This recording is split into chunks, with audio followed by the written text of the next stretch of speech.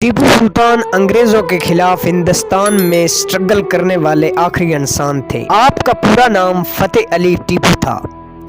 4 مئی 1799 میں ہماری تاریخ میں وہ تاریخ ہے جب برصغیر پاک و ہند کا ایک غیرت مند انسان یہ بات کہہ کر شہید ہو گیا کہ شیر کی ایک دن کی زندگی گدڑ کی 100 سالہ زندگی سے بہتر ہے۔ دنیا اسے ٹیپو سلطان کے نام سے جانتی ہے۔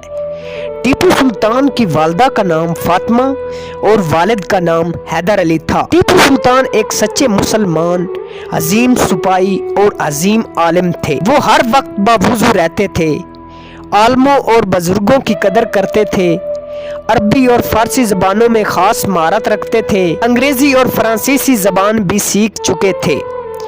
آپ نے اور آپ کے والد نے جنوبی ہند میں انگریزوں کو 50 سال تک روکے رکھا اور کئی بار انگریزی افواج کو شکست فاش دی۔ ٹیپو سلطان مطالعہ کے بہت شوقین تھے۔